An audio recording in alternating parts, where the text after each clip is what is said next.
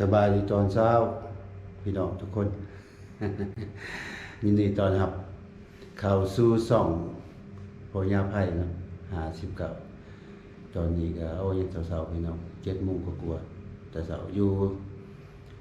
โพนสวรรค์พี่น้องเลยอยู่เชียงขวางกำลังสิเตรียมออกเดินทางไปซ้ำเหนือไปคิวรถ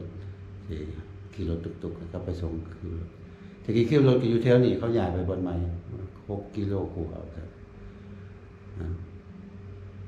สิไปซ้ำเหนือแล้วก็สิไปเพื่อจะไปเวียดนามก็บ่อยากเอาไปเมืองแอดไปเวียดนามมันไกลเวียดนามเป็นจังได๋ก็ไปติดตามเมืองนำกันเนาะมันสิเป็นจังได๋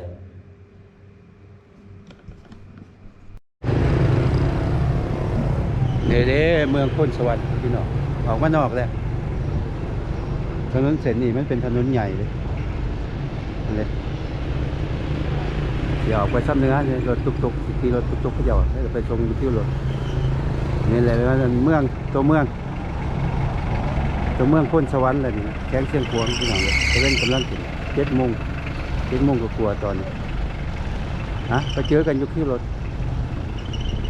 เจอกันอยู่ซ้ำเนื้อ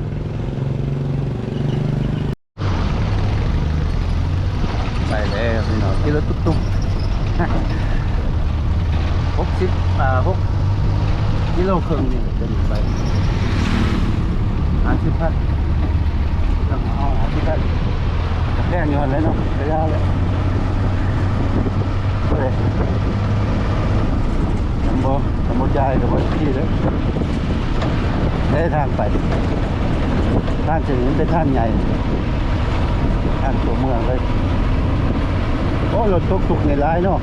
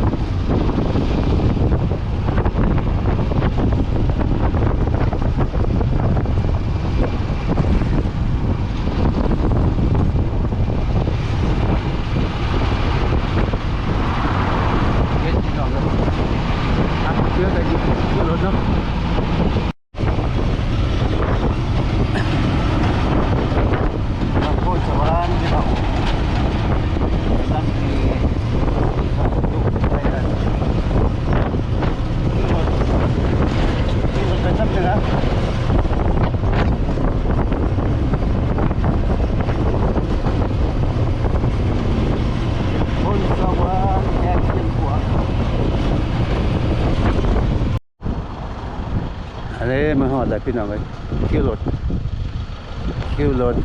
เมืองนั้นพ้นสวรรค์ไปซ้ำเหนือขี่รถตู้ไปยังไม่ทันซื้อ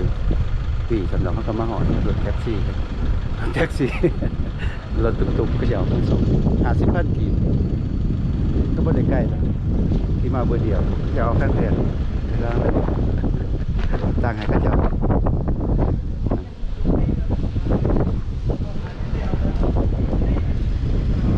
ก็ซื้อปีแพงปานใดที่ไปซ้ำเนื้อ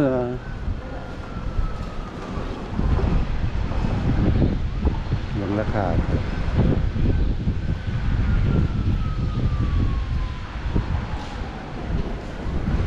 ซ้ำเนื้อแข่งหัวพันอันในรายการไปหลายบอนหลายทีเนาะซ้ำเนื้อ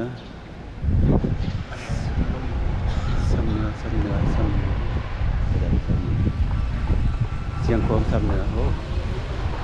อันนี้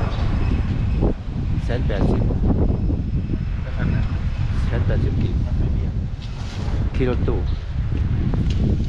เจอกันอยู่ข้างๆสุปีรถกับ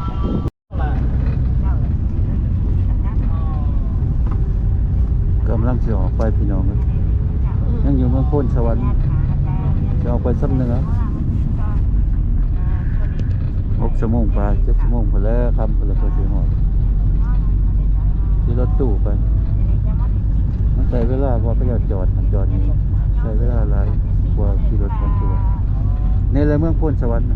เจริญเลยแข็งเสียงขวางเจริญเลยเจริญกว่าสวรรค์เขตพี่น้องเลยนั่งรถตู้ทั้งขางทายทั้งหนาบ่ได้ทายทั้งขางนะ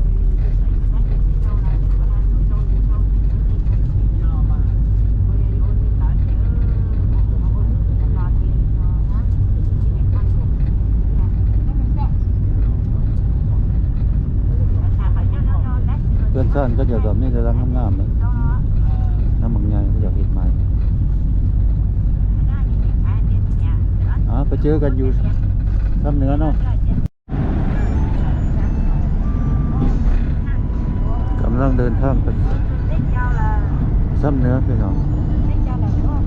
จะเราติดที่สี่เมนเลื่อนชนเผาเล่าสูงแถวจะเลื่อนต่ำๆเลื่อนสั้นเดียว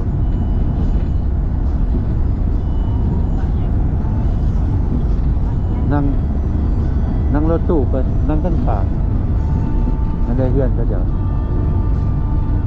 ตามก็เดี๋ยวเอาพวกก็เดี๋ยวเคยมาเที่ยวทางเหนือก็เดี๋ยวว่าเพื่อนสันเดียวนี่แมนชนเผาเล่าสูงหรือว่าคนมงเพื่อนสองสัตว์เพื่อนคนเล่าหลุมเขาอยู่นะก็เดี๋ยวว่าเป็นเพื่อนคนชนเผาขโมกแบบคือซีเมนถามก็เดี๋ยวประวัติศาสตร์ผู้จะค้าทำพี่น้องผู้ค้าหลายผู้ค้าเป็นจิโบงามดอกในเรื่องเป็นแค่เดียวเพราะจะค้าทั้งขางรถมันจะนั่งทั้งหนาก็จะคนหนังอะไรก็ได้ในเรื่องมีเรื่องช่องฉัดล้ำหนึ่งติดจิเนนคนขโมยเขาจะไปอยู่สลับทับสนแต่คนมงไปอยู่ว่าก็เล่ากับมึง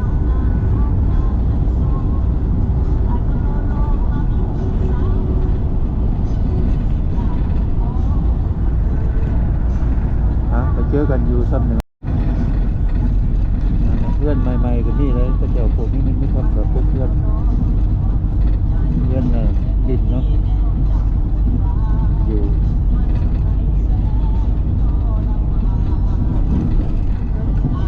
ก็โอเคแล้วก็เจ้าอยู่ผู้อยู่ค้าก็เจ้าก็คิดไม่ได้ใดพวกนี้ได้ใดเพื่อนชาติก็เจ้านั่นแหละ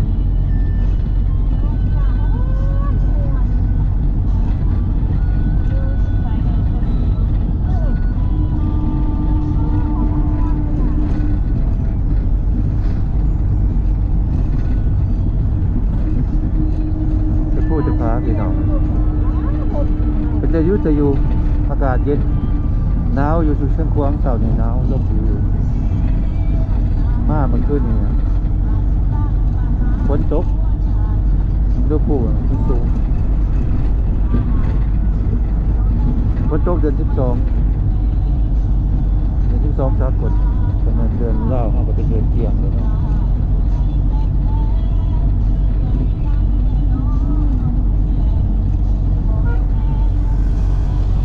ก็เป็นดอกที่ทั้งดอกเป็นแดงทั้งงามเดี๋ยว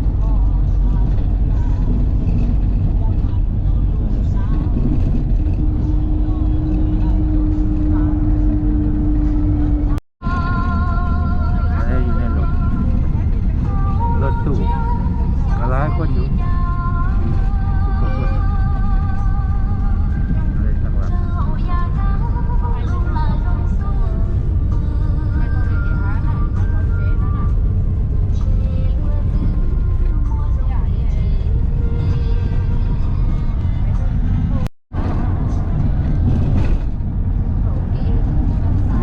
งามสิล่ะไม่ให้หน้าจะก็ไม่หน้าไม่ยังอยู่ในหอมผู้เลิกขึ้นไปนะเดี๋ยวลงไปไม่เห็นหน้าแต่ตัวนี้มันดินเพียโอ้เขาจะปลูกกันนั่นตัวนี้พัดกันนั่นนะพัดตบพัดอีกคน พับน้ำเนาะ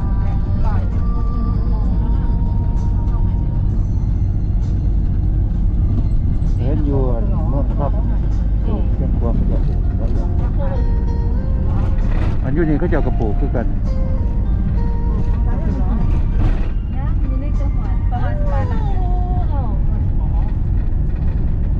ผู้งามเนาะสูงครับก็จะไปยางไปจะปีนผู้ครับ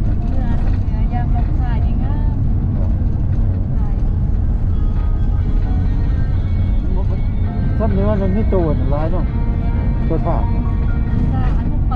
ตัวถาดตัวมันกินเหลืองอยู่แถวเนี่ยก็มีคือกันนะแถวผู้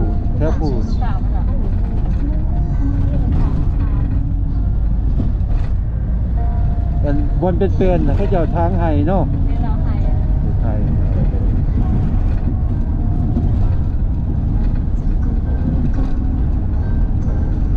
เรือพี่น้องเลยมันคู่นะมันบนเป็นหยาดเขาจะเป็นไห้หัวก้นอยู่พี่ดินมันไม่ดินเกลี้ยงก็จะเป็นไห้บางคนจะเห็นหน้าเห็นน้อยหนึ่งดินบนหัวไหล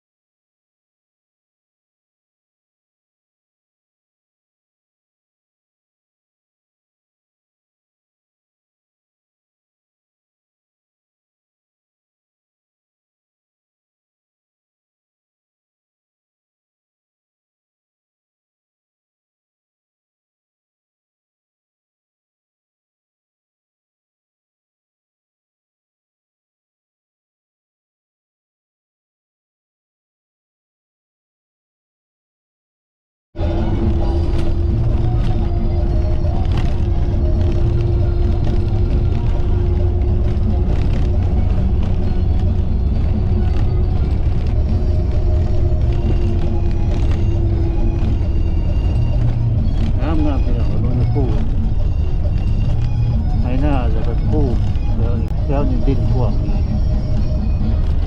หน้าบันไดหน้าพระเจ้าเป็นชั้นครับเดี๋ยวแต่พระเจ้าเกี่ยวเขาแล้วก็ได้แค่ยังบอกเกี่ยวเขาก็ต้องเลือกเป็นงามนี่เป็นผู้พี่น้องรอเป็นจะมาอยู่อาการมันก็หัวหอยบันได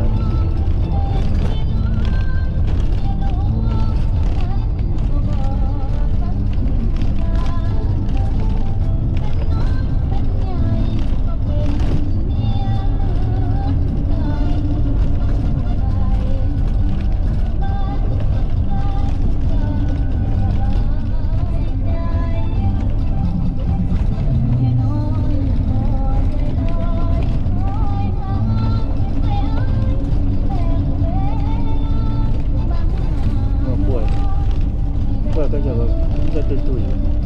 มือทหารม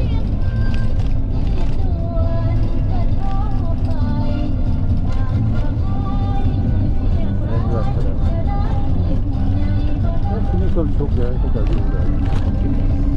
เนี่ยทุกเงียบสงบดี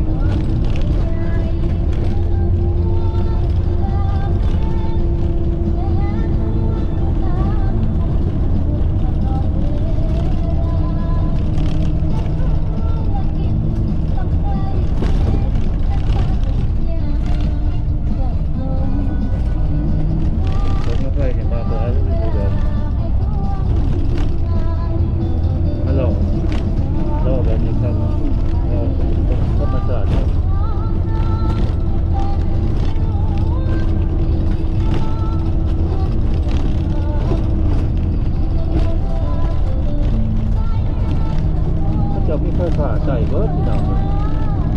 ผู้ ถ้าขาดไปหอดต้นถนนหนทางก็ดีเลยคนทางก็เป็นกลุ่มเป็นอย่างอื่นทางนั้นแล้วดินเกี่ยงกัน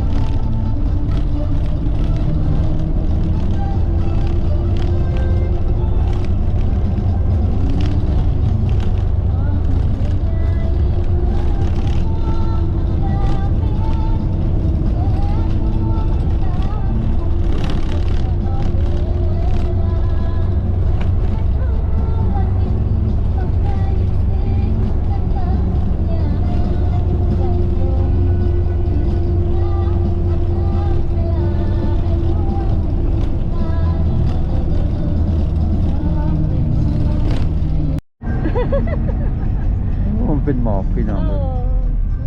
กลายเมืองค่ำขึ้นมาโอ้โหเป็นหมอกหมอกแห้ง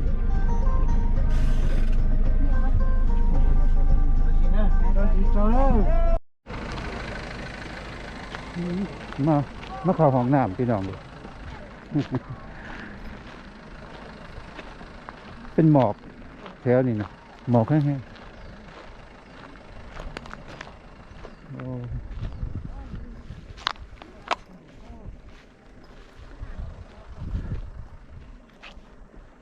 จอมผู้ทางไปซ้ำเนื้อพี่น้องเลยมันก็เป็นหมอกแห้งๆ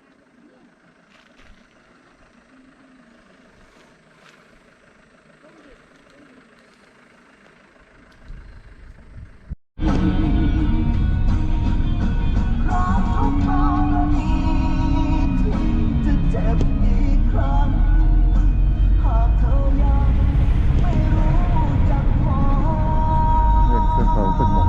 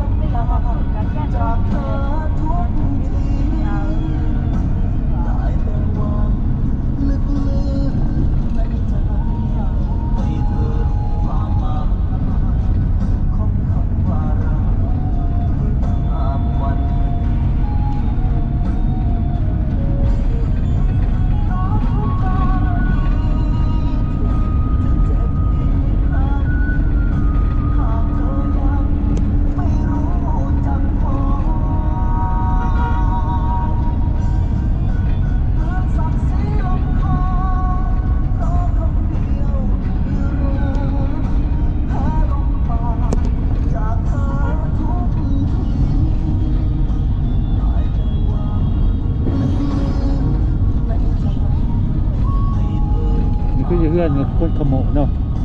แบบนี้เพื่อนสูงเพื่อนขโมย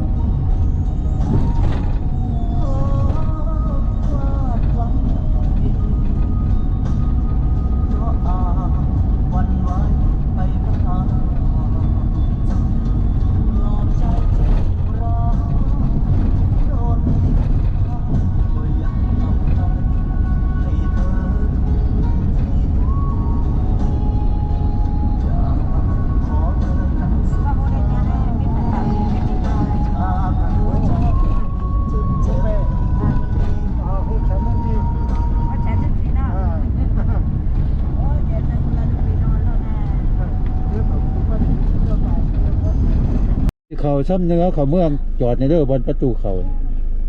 ที่ทายหูทายผ้าไปอยู่มันทางเขานะมันประตูโค้งเขามาโอ้ก็ว่า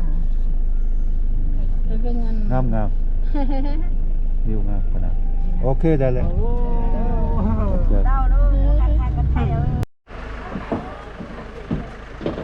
มาหอดันนำเนินพี่น้องแถวนำเนินมาแวะกินเขามันก็จะมีเงินมีร้านอาหารอยู่อันแนวเติบเลยพวกเดินทางกับมาแวะกินเขาอยู่นี่กันแล้วมันเดือนนี้อยู่ดินซ้ำเนื้อแหละมาแต่ไกลมาค่ำมาไปกินเขานั่นกันเนาะมันก็เจอที่นี่ยังไม่กินอันนี้หรอกดีมากข้าวเปียกพี่น้องเขาจะว่ามีข้าวเจ้าจะกินพัดเขาบอกว่ามี โอเคคือต้องเป็นเพอกับข้าวเปียกนี่มาเดินไปสิมากินน้ำตัวมีแต่คนมาในกันหมด con non ce l'hai? คือรถคันเดียวคันมา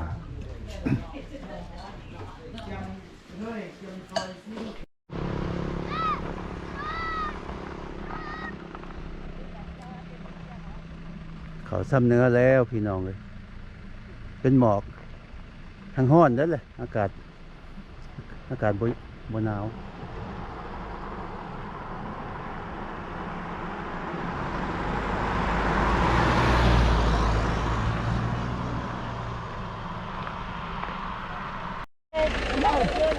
มาหอดแล้วเด้อซ้ำเนื้อหอดทางเขาแล้วพี่น้องเลยมาเลยซ้ำเนื้อ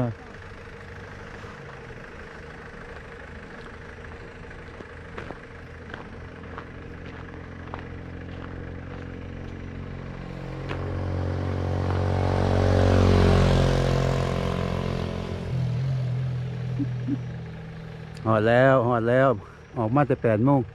4 โมงไปสิยังหอดมาหอดแล้วพี่น้องนี่แหละคือรถซ้ำเนื้อ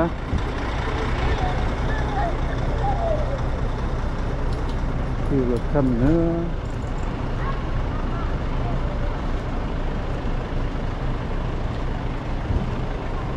ออกแต่เชียงควง8 โมงพี่น้องมาหอด4 โมงไปเลยบ่ได้ใกล้นะ200 กว่ากิโลแต่ว่ามันนั่นทางแลนน้ำพุนะทางแลนรถไปรถมา แลนไว้ก็บ่ได้ทางแลนจะซ่าก็เจอตรงนี้อันตลาดนี่ทำได้ดี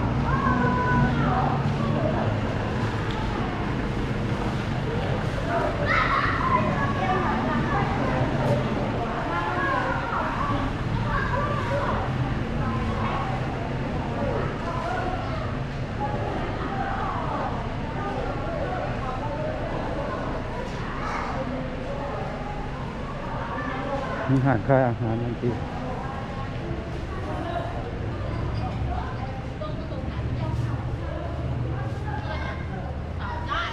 คำแล้วว่าสิไปเมืองแอด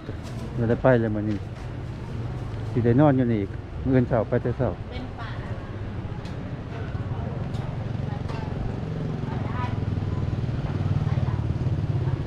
โอเค